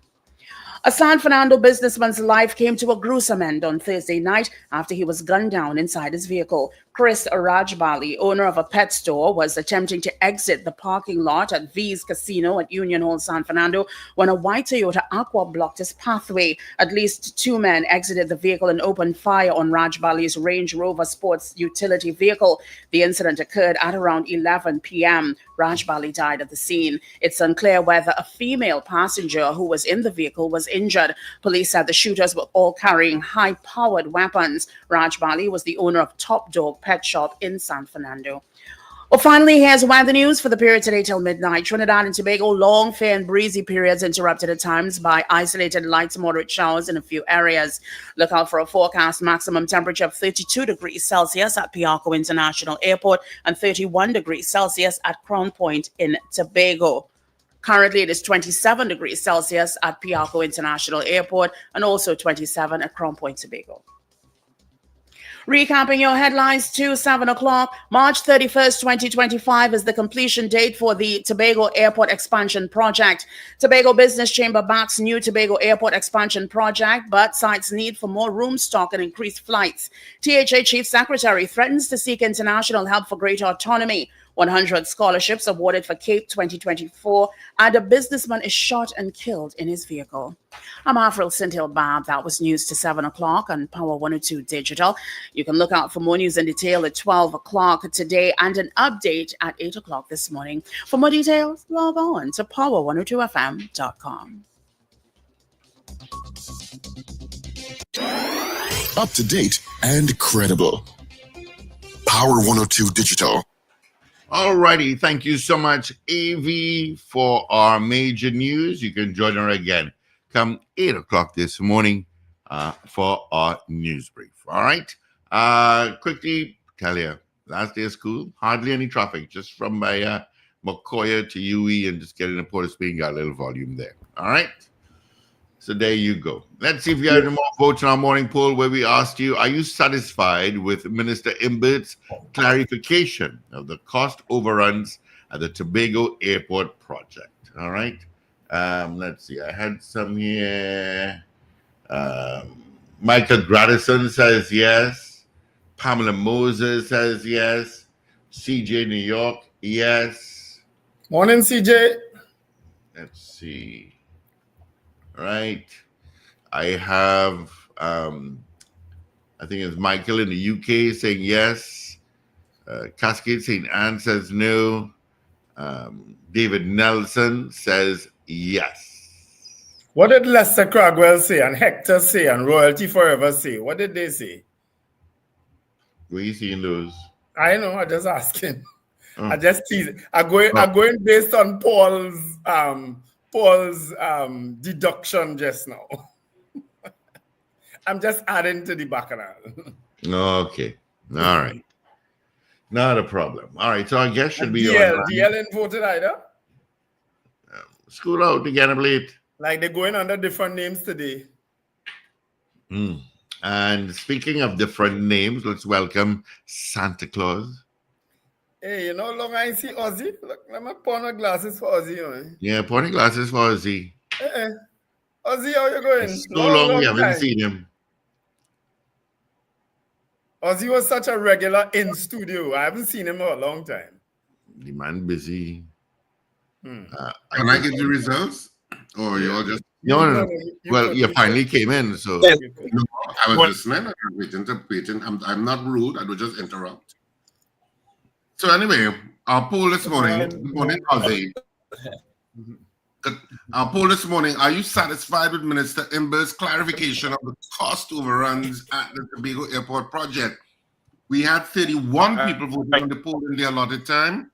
Of the 31 people, 28 of you said yes, you are satisfied with his clarification. 3 of you said, no, we're not. So 28 said yes, 3 said no, and of course the yeas have it this morning. They are satisfied. You can continue to vote on this poll throughout the day through our programming, and we'll give you the final results on Monday morning, because today is Friday. The weekend has officially begun, and school vacation has also officially begun. So you know Christmas vacation is now in full swing. So now we are going to take it over to Ozzy Warwick of the OWTU. So we can poll Ozzy one time, maybe.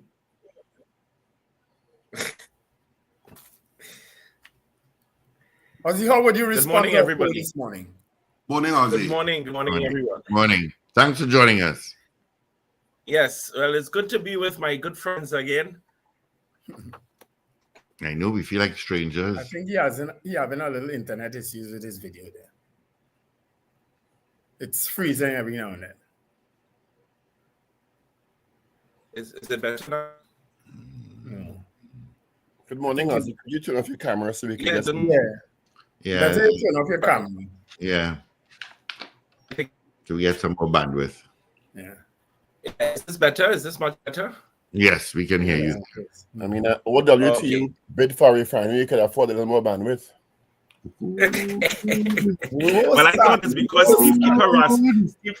I thought it's because Steve don't want to see the beard anymore, so he sabotaged the thing. No, So I know. You could camera. afford more bandwidth. So you bid for a whole refinery. Come on. I stayed out of that one. Good morning, Ozzy. How you doing? You know that. Nice. Morning, Ozzy. Thanks for joining us, Ozzy. Yeah, thanks for having me. I appreciate Would you it. care to answer the question this morning? Did you see the question? Is that the question about whether I am satisfied with the explanation given by the Minister of Finance? Yes. Yes. You mean the who took the general to court? You see the number here. Minister of Finance. The poll is on the Tobago Airport explanation, Ozzy. Yeah, I was responding. Ozzy, I think I may have to call you via telephone. Yeah, Yeah. I gotta do it by phone. Yeah. All right. Okay. Cool. Ozzy, log off. I'll call you via phone. It'll make it a lot easier. Yeah. Or you could go for a bigger package. Or you could go up on my Ansel. Ansel might have better internet. You mean the balance? The balance. 200,000 plus for the balance. The balance. I love that video. You know, he almost did it again the other day. Matt is clearly not his forte. He almost did it again the other day. He gave up quick. He gave up a little quicker this time, dude. All right. Yes, Ozzy, you there? Yes, I'm here. Yes, and I was listening to the little pick-on you all were giving there as I came off. That's why I like you guys. But yeah, in terms of your question, whether I will answer the poll, and the poll which asks, are you satisfied with Minister Imber's clarification of the cost overrun at the Tobago Airport project? Mm-hmm. And I was responding by saying, is this not the same Minister of Finance who took his Auditor General to court all the way to the Privy Council because he can't account for 2.5 billion? Is it not the same Minister of Finance where 850 million not properly accounted for by PTSC? When I take those issues into consideration, I would say, no, I'm not satisfied with his clarification. Okay. Well, there you go, Richard. You have one more no to add to the One more no. Also, the unions, according to your second vice president, let me get her name. Mr. Ramlogan Choda? Yes, has said that the country is in crisis. Could you contextualize that for us, please? Sure, no problem. the country is in crisis when you consider the failed energy sector, fall in oil and gas production, the foreign exchange crisis that we are seeing, the crime reaching the highest number of murders. We've seen the highest number of murders in our country's history. We have seen fuel prices that were raised several times. Population is then faced with a property tax. They are also faced with proposed increases in water and electricity rates, punitive penalties for citizens. And then when you put that as well with the labor issues, the complete disregard for collective bargaining. And I just want to remind the country of an incident that took place last year, December, the unceremonious firing of the president of the industrial court, and then what we saw really as a weaponizing of the industrial court. We and the labor movement will not forget that. And the use of, and then as workers face these issues, as citizens face these issues, you have a government that is willing to use state power to deny workers their rights. They had an injunction against Tutor, an injunction against the pilots, an injunction against the port workers, and then they went so far as to attempt to have an injunction against the tea and tech workers. So when you put all of that in one basket, and as workers and citizens face the daily struggle to put food on the table, to find a little rent money and so on, send their children to school, and as they clamor for improved terms and conditions and a better standard of living, the state uses its power to repress their ability to do so. And then up comes a SRC report that recommended significant increases in salaries for government officials and a number of public servants. But I want to deal with government officials because it is their policies that are denying workers their rights. So I'm dealing with them specifically. And in particular, the head of the cabinet getting some 47.5% increase in salary, $1 million in back pay. And, don't forget that in 2019, they brought to the parliament the Prime Minister's Pension Act, which amended the Pension Act, which enabled the Prime Minister to get a pension that includes in the calculation personal allowance, travel allowance, plus to be increased every 5 years, plus to be tagged to any future prime minister. So when you consider all of that, and when asked by a reporter, Prime Minister, do you think this is fair? And I want this part to sink in to you all. This is the part that is, to me, the really, it flies in the face of any democratic society. When asked, do you think this is fair, Prime Minister? His response was, it does not matter whether it's fair or not. Just think about what that means, that the Prime Minister of our country is saying fairness does not matter. So if it's for him and his colleagues, it's okay. But workers are forced to take 4% over 6 years without consolidation of COLA. And you have... When did the Prime Minister respond to that particular question you just posed there about the increases, that it does not matter? When was that response made? That would have been part of the post-cabinet press conference that he would have had. But you can pull it up if you wish. You could pull it up if you wish. That's why I'm asking, so that I can check it. Okay, yes. So it would have been part of that post-cabinet press conference that he would have had. Mm-hmm. You can check it. And it's in the newspapers, his response, that it does not matter. And that is striking when you consider all that I have laid before you in terms of context. And it is for this reason, workers at the unions, as well as other like-minded citizens, will be participating in a gathering on Saturday, tomorrow morning, outside Whitehall.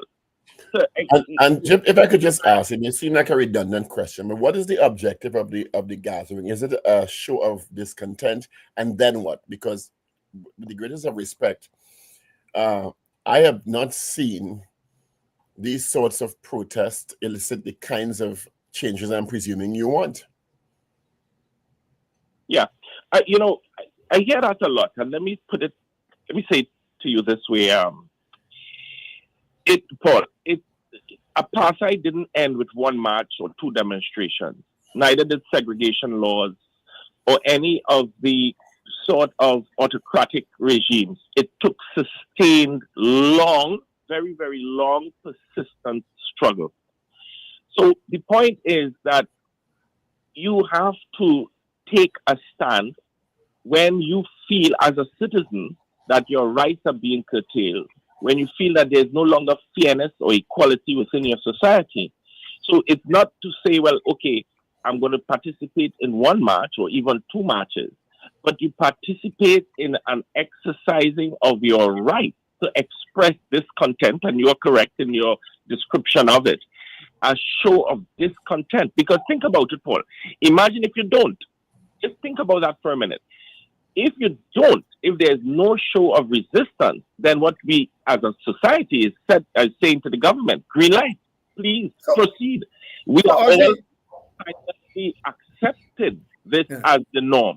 But if you stand up and you let your voice be heard, and whether it's this occasion or another occasion, the point is that you are sending a clear signal that we do not accept how the government is governing its citizens. And I think that that is important in any democratic society.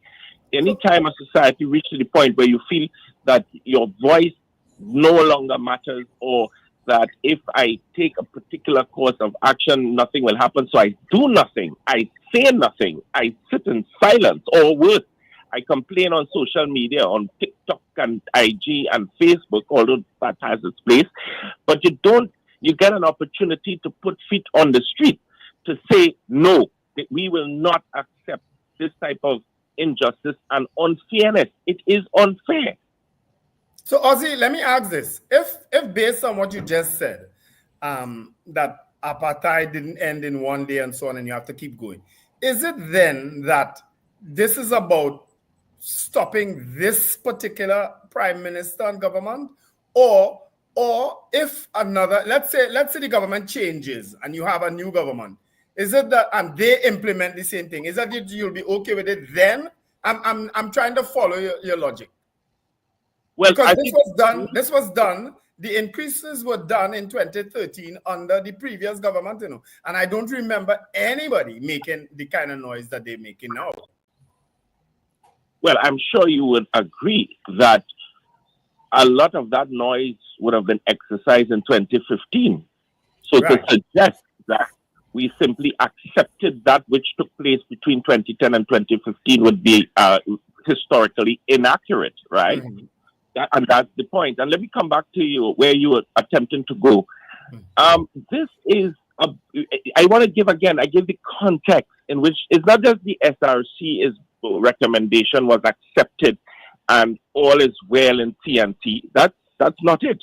This is in the context I just said, total disregard of collective bargaining, the firing of the president of the industrial court, the weaponizing of the industrial court, use of state power to repress workers with injunctions against several unions. The president of the industrial court wasn't fired. The contract ended and it wasn't renewed. I'm not sure how much industrial relations expertise you have. None. I have none. That is considered a firing because the way in which it was done via telephone and 2 or 3 days before the contract is ended, I'm sorry, that is firing. And we as unions, anytime that happens to any worker, we take the employer to court and we win. So I don't want to, let's not play with that. That is no problem. I gave you a chance to explain. No problem. Thank you. Right. So again, it is in that context why people are coming out. And let me just say, people, there is this thing where people can take and take and take, and sometimes it's just that straw that breaks the proverbial camel's back. As you have contextualized the question I asked earlier on, how would you respond to persons who say that the union or unions, because there's one union that's already seemingly aligning to the opposition, are taking an opposition alignment? Is it that the OWTU is aligning, direct question, to the opposition with these moves?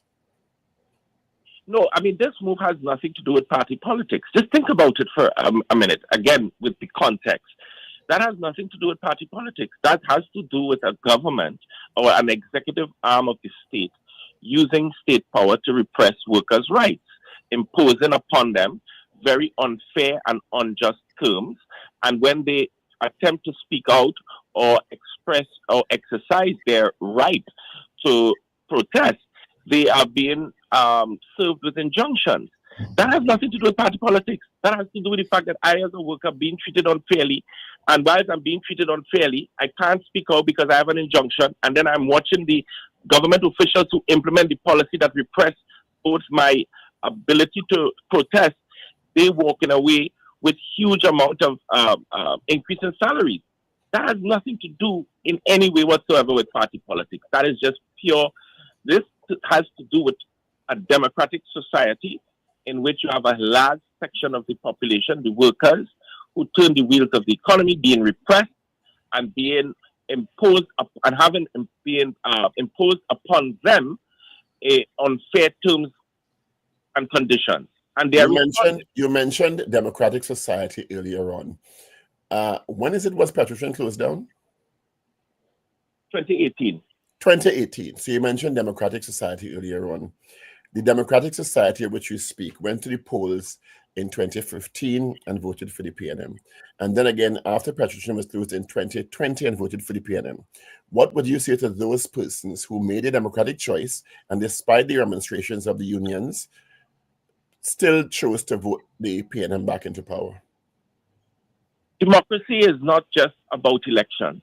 Democracy, because even what if I take that to its logical conclusion, then what we're saying, if I vote for A and the A is not doing what I would like A to do to improve my standard of living or keep me safe, I must stay quiet because I voted for A. That's not what I'm saying. I'm saying, let me just finish because you made a statement. You said, despite that, and I agree with that, the fact that democracy is not only about election, but the election part of democracy is one of the cornerstones of democracy. Would you not agree with that? And yes, that doesn't mean that because a party or a group of parties, a coalition is voting into power, that the population who voted for them should sit and take anything that the government meets out. But what I'm saying is that it doesn't seem that the union has been able to galvanize the kind of support to gain critical mass to make the significant change that you're advocating. Sure. Yeah, I agree with that. And sometimes you would have a group or a section of the society that is speaking out all the time, and people not paying attention for different reasons. Some of them may be legitimate. They're busy trying to survive in this hostile environment. But then, even as you continue to speak out, there is that moment when you have an issue where the rest of the society actually begin to galvanize around you. And this is what has happened for this Saturday. You will see there are many voices outside of the trade unions who have expressed support. They may not have done so in the past. That's okay. The point is that for different reasons, people will join in or not. But this one touches everybody because, as I said, people can see the glaring unfairness and the glaring injustice. Sometimes people don't see it at exactly the same time. Some group would see it before. Even during the civil rights movement, there were smaller marches as well, and people weren't joining in, and it took some time. And then it built and built and built over time. It's the same thing in South Africa. And I'm saying that what we are seeing now is that people are awakening, and sometimes people are not necessarily asleep. As I said, they're just trying to survive. But then when they realize, but wait, while I am trying to survive, and this is what makes this thing so damning, while I'm just struggling to survive, I ain't really taking on the unions at this point, I'm struggling to survive, up comes the government officials who implement policies that have me in the economic conditions that I'm in. And they are just going to walk away with everything. You see that little thing, that little switch, because sometimes it just takes a switch, for you to realize, no, this is deeply unjust and unfair. If the union feels so strongly about these points you're advocating, Why, and this is one of the questions coming in the chat. Why not just jump into the political fray directly? Because it's not unknown in this country for political parties to form, for unions to form political parties and challenge the status quo. But they have, Paul. Answer Roger was very clear. Can I let the guest answer the question? All right. Carl Cupid said it just now. They have. Why not just jump straight into the political fray as a union and form a political party and challenge the status quo? We have done so through the movement of social justice, right? And how did that work out? Well, people did not select the MSJ in those electoral politics. But that doesn't mean that we should just put our hands up in the air and give up. We have to keep trying and keep fighting. That's what, you see, that's the thing. When you are a strong believer in social justice, it is never a one-off thing. You try different models. Absolutely right. So then, is the union open then to trying that approach again and join with the UNC heading into 2025? The unions will do all such things that are necessary, and we said it publicly, and I'll say it here. Mr. Warwick, are the unions seeking or potentially going to join with the UNC and advocate from that? I allowed him to answer the question, Paul. I'm answering the question. Go ahead. The unions will do all that is necessary to ensure that the PNM does not get a third term. You would recall that the unions have already publicly begun having discussions with the UNC. I don't think that is a secret. That is public. We don't do things behind doors. When we have our meetings, we make public statements immediately, and that has been said publicly several times. That we will do all that is necessary to ensure that the PNM does not get a third term. Yeah, why? That's not the same, Ozzy. That's not the same as saying we are joining with the UNC to ensure they become the government.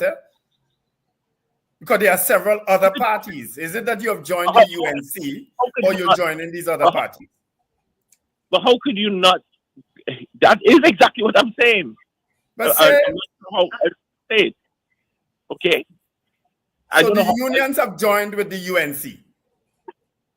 I'm saying that the unions are in discussions with the UNC as we speak. And we've said that publicly. We are in discussions. We've held several meetings with them. So what can we expect at the march tomorrow? Unions obviously have and I'm not taking anything from unions, Ozzy, because I think unions have an important part to play in democracies. And I think that demonstrations and protest actions absolutely do have their place in democracies, and civil protest an important part of democratic expression.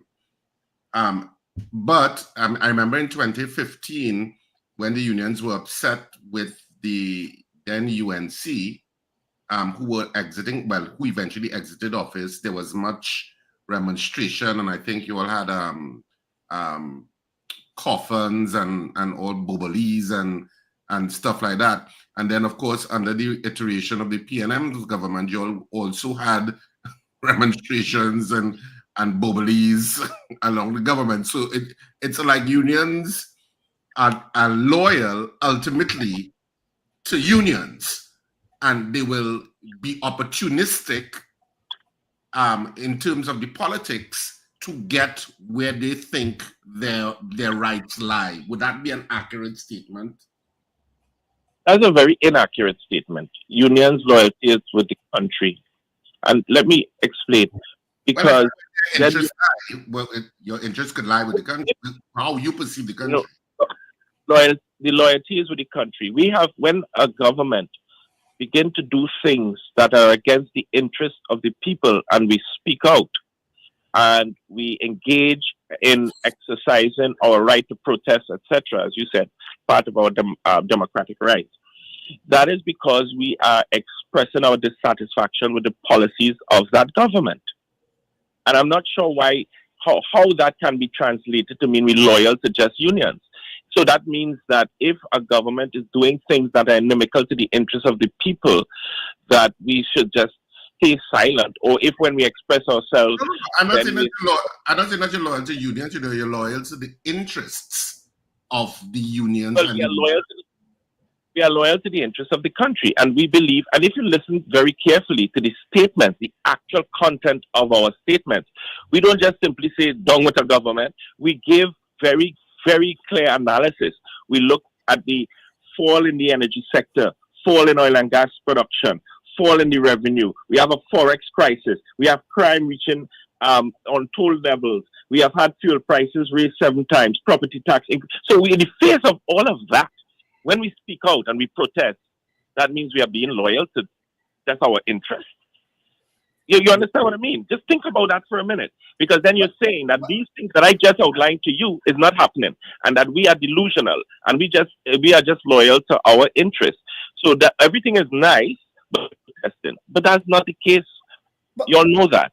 But you're going back to a party that you rejected. That's what Richard trying to get from you, you know. You're going back to the UNC, who you rejected in 2015. So it has to be about the unions, not about the country. Because if you're going back to the same leadership of the UNC, the same bunch of people coming back in power, how is that being loyal to the country?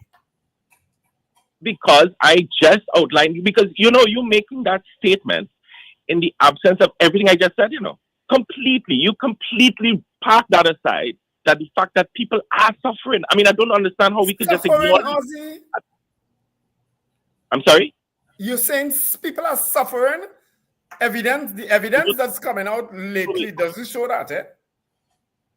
So you think? Wendell, there is evidence that there is a level of poverty in the country. There's a level of poverty all over this world. We're not talking about around the world. That is rationalization. We're talking about Trinidad and Tobago, and there is a sense of increasing inequality. There's no two ways about that. But my question to Ozzy is, and it follows from Wendell's question, but in a different form.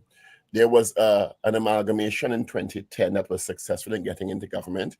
It did not last long.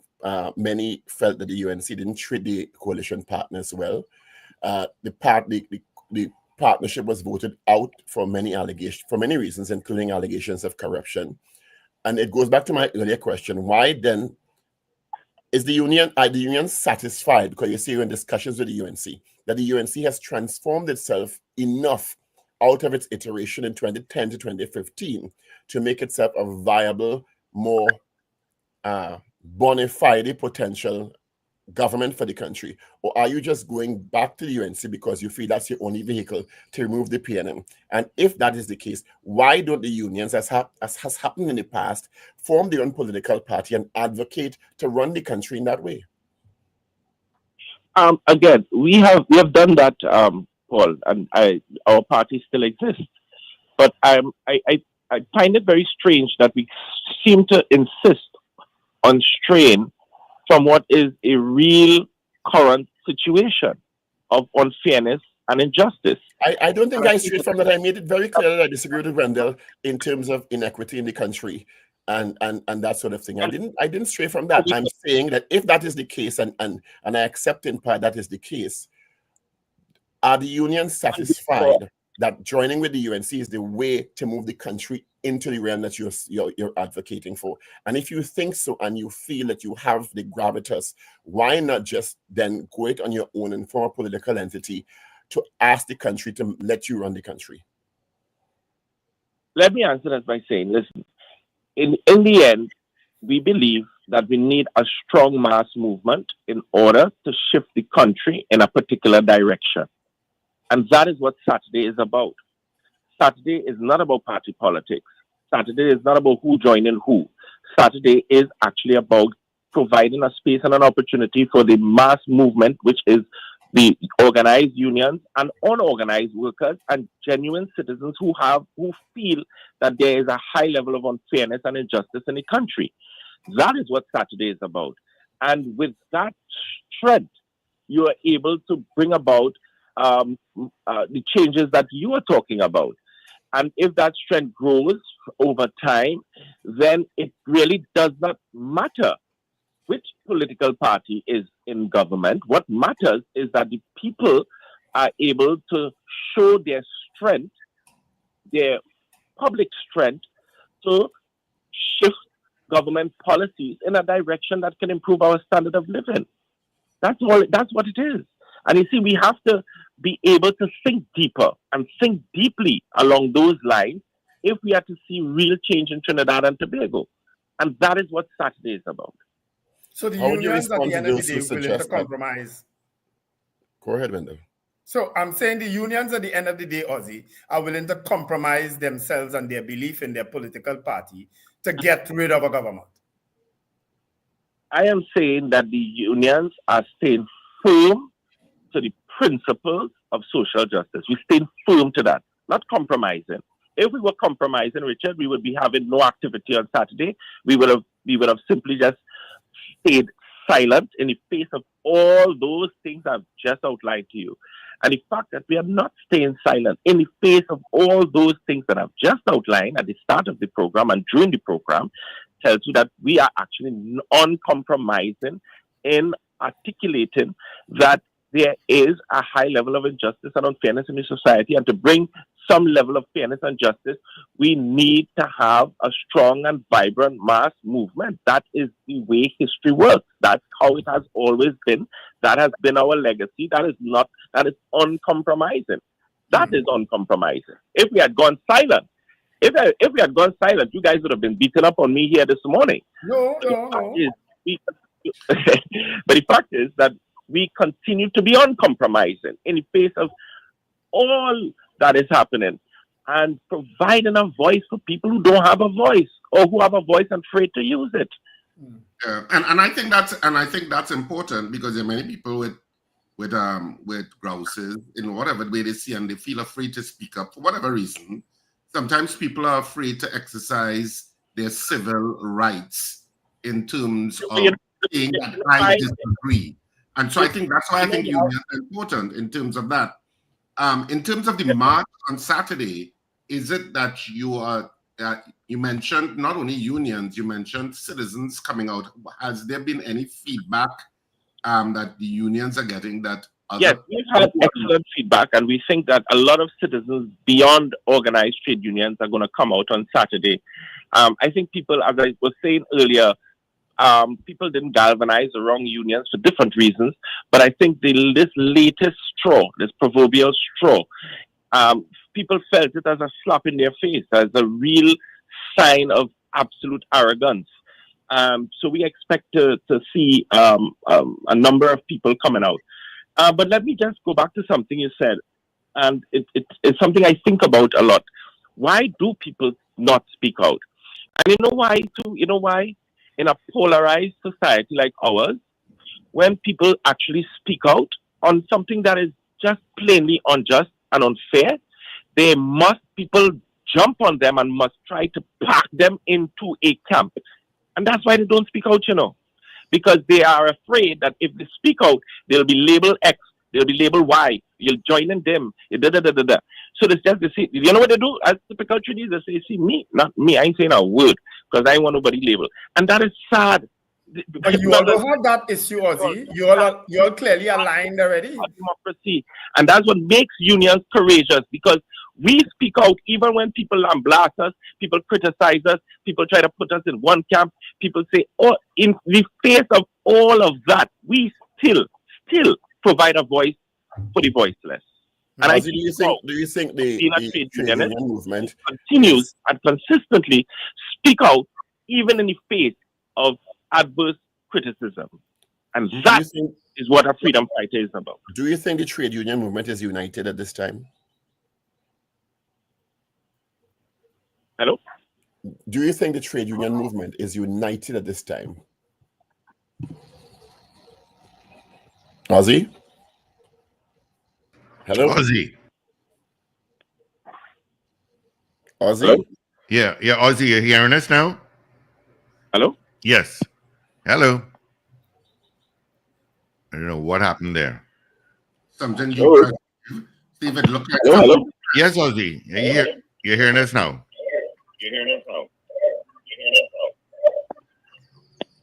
You heard me? No, I didn't hear anything. Are you hearing us? Did you hear the question from Paul, Ozzy?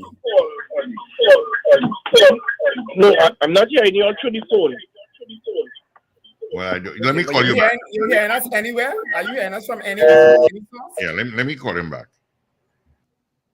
I don't know why I feel is the question Paul asked, but I don't want to say it publicly. Oh, I did. Wow. Yeah. Hello. It's not a big deal question. Ozzy, do you feel the trade union movement is united at this time? Yes, I think the trade union movement is united. It is. Anyway, before I answer that, did you hear what I was saying earlier? Yes, we did. Yeah. For the most part, Okay, yes. all right. Good. Okay, great. Yes, we have both NATUC and the JTOM that have come together with regards to the activity on Saturday. So you would see unions, both of the Joint Trade Union Movement, but also unions under the umbrella of the National Trade Union Center, Seamen Waterfront Trade Union, NUJ, PSA, they will all be there. TU as well, they'll all be there. And what can we expect on Saturday?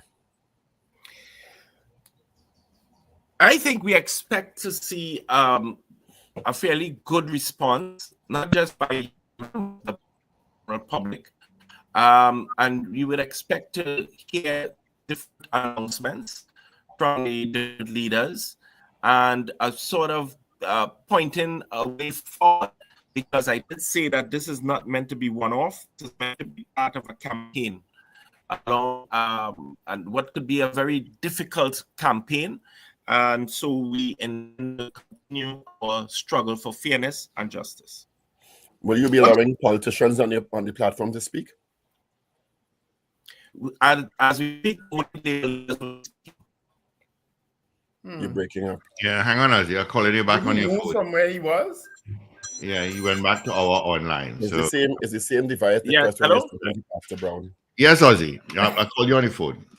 Right. Paul, ask you a question. What is it? Are you Politicians? inviting politicians to speak on your platform? No, they will not. We will. It's a trade union platform, and therefore the crowd will be addressed by trade union leaders. What about politicians? Rambali is supposed to be carded to join you guys. Well, I think a lot of persons will be joining and will be in the gathering, and I don't see any difficulty with that. I hope I will see Paul. I hope I will see you, Richard. I hope I will see Steve, and even you, Wendell. I hope. But where is the match? Where is the match? Saturday. Saturday is my time to clean and thing for Christmas, Ozzy. I'm a tree to light up and my grass to cut and thing. It will be at 9 a.m. outside Whitehall. 9 a.m. Okay. Why are Saturday, Ozzy? Usually these marches take place on a Monday or Friday. Why Saturday? Yeah, bad echo. Ozzy? Yeah, you're hearing me? Yeah, you can switch off your computer now. You can take that off, or mute it or something. All right, good. Saturdays are cleaning day, Ozzy. Market and cleaning and lighting up your tree and cutting your grass. Yeah, Ozzy, can you hear us now? Yeah, I had to go back to the live stream. I'm beginning to believe that this interview is being sabotage. I find every time I try to I share that view. Yeah, I share that too. We always learn when you all of a sudden we're getting all this interference and yeah, like you're a threat, boy. Like you're a threat from Israeli. I'm very concerned. Technology and all that kind of thing. I feel that. Paul is asking you why Saturday? Why not during the week like Monday? Yeah, why on Saturday? That's what Paul is asking. Because we want to get wide participation of persons, not just because for unionized workers, it might be easier for them to come out on a work day. We really wanted to provide a space for other people to come in who may not have that, are not covered by a collective agreement. The other reason is because, remember, some groups of workers, people protesting on their own time, as far as we is not considered industrial action. But a lot of workers in stores may have wanted to join you, and all of them work on a Saturday. Because I know I spoke to some workers in stores and they have issues, They work Monday to Friday. Those workers work every single day. They work Saturdays and Sundays as well. Saturday is the big day. Saturday is the big sales day. Let's face it. People in stores. Yeah.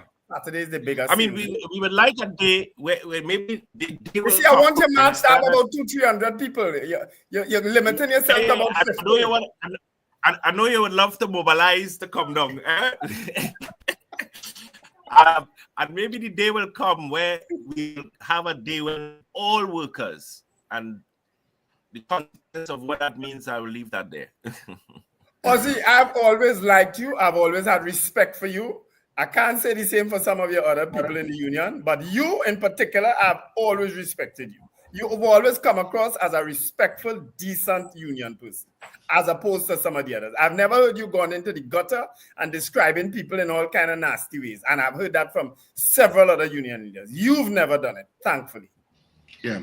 Ozzy, I know we're about to close off the interview, and I just wanted to touch on the issue of labor legislation in the country, which has been long outstanding and a little archaic. Even the issue of how easy it is for a citizen or anybody who's a worker in the country to join a union, because you have some places that are anti-union and are hostile to their employees becoming unionized, which I find ridiculous in any democratic country. But in terms of that revamping of the legislation, I know you've had, that has been something that has been lobbied for a while, but there doesn't seem to be much progress. Are you hopeful that there will be progress in terms of labor legislation in whoever wins in 2025? Yeah, labor legislation is really a priority because it is the use of the legislation where the state is going to the industrial court and imposing these injunctions against trade unions. The other point you raised about the difficulty to join a trade union is kind of linked to the point Wendell was making. Workers can't join, they're facing a lot of exploitation, but access to join a trade union is so difficult and their work is precarious. So if the employer finds out they're trying to join a trade union, trying to organize for a trade union to become the recognized majority union, and a lot of workers are on contract now. So from the time they get a whiff of unions coming into the workplace, they simply just don't renew their contract. So it is difficult. I think if somebody was to ask me, all right, as labor, you're only going to get one thing, just one thing, only one. What will it be? I would say not just amend the IRA, even specific. I would say amend the IRA to make it much easier for workers to join a union.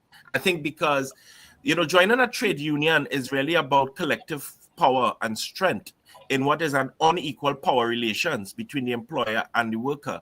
So joining a trade union is really give you, the worker, a sense of protection, but also a sense of collective strength. And that is important, especially for the masses of the population that have to that live and work under the whim and fancy of the employers unequally utilizing that power relation. Well, unfortunately, in the last two iterations, I don't think we've had very potent labor ministers, in particular the last one, who I don't think anyone knows, and does not bring one piece of labor-related legislation to the parliament, unfortunately. Yeah. Ozzy, thank you for being with us. Be safe. Yeah, thank you. Have you gotten police permission for the march already? Is it authorized? What I would say is that we are in the Savannah public space, and we'll take it from there. Did you get police permission for the march?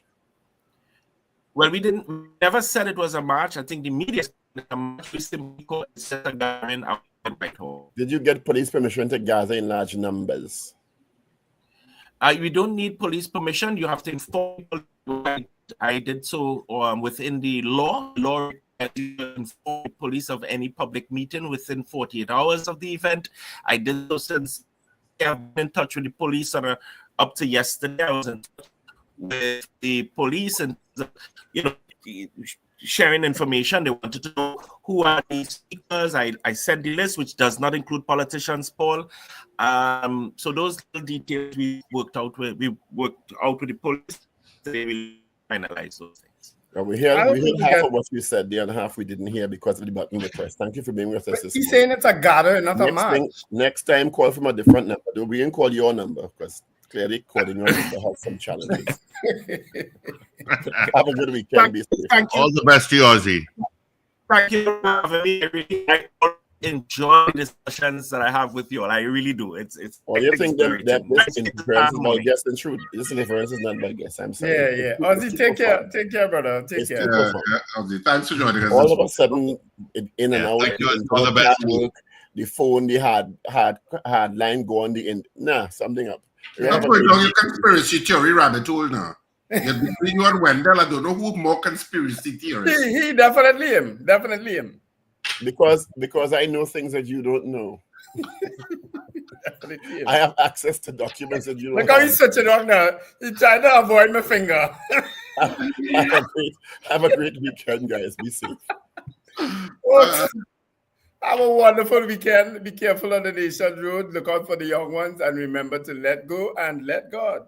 Yes, have a fantastic weekend. The weekend has begun, people. So remember to smile and laugh. It's great for your health. Enjoy it. And if, of course, you support the protest tomorrow, feel free to exercise your civil rights. If you don't, feel free to also exercise your civil rights and stay home and do whatever you need to do. Have fun, whatever you want to do this weekend. Be you. All right. Thank you, Richie Rich. All right. Let's get into our 8 o'clock news brief. Evie is in. This is your news bulletin from Power 102 Digital. It is time for your news update at 8 o'clock. I'm Avril Cynthia Bob. Good morning.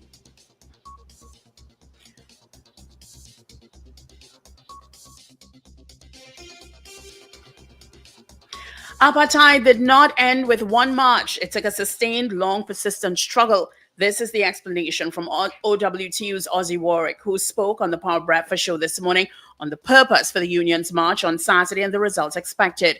The trade union has referenced the cabinet's recent acceptance of the Salaries Review Commission's salary increase recommendations as the reason for a planned march on Saturday. Warwick said that while he has heard the criticism that such action yields little to no results, he believes that standing up for one's rights on a continuous basis will yield the desired results. He said there are many voices outside of the trade union that have showed support.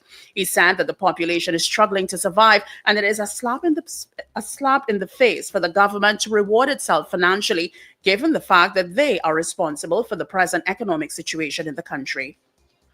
Government has revealed that March 31st, 2025 is the completion date for the Tobago Airport expansion project. It says there is no cost overrun of $462 million as stated by the opposition leader. The Tobago House of Assembly warns it is willing to go to the international community if the sister isle is not given autonomy, which it has been pursuing for a long period of time. And the Ministry of Education announced the award of 100 scholarships based on the results of the Caribbean Advanced Proficiency Examinations 2024. 10 scholarships have been awarded in each of the 10 cognate groups solely based on academic performance. Well, that was your update to 8 o'clock. Look out for news in full at 12 noon. I'm Avril Cynthia Bob. Good morning. Up to date and credible. Power 102 Digital.